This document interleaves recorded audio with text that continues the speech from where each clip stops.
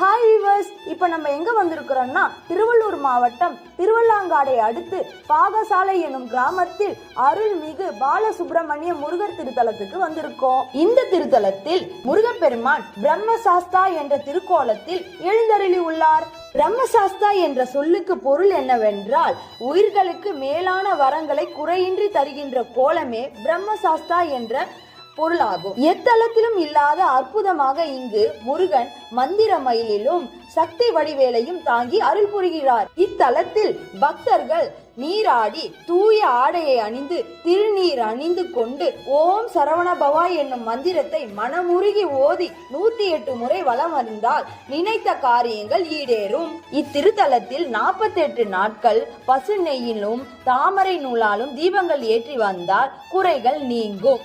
கோயிலோட location comment பாக்ஸ்ல பின் பண்ணிருக்கேன். கண்டிப்பா இந்த கோயில்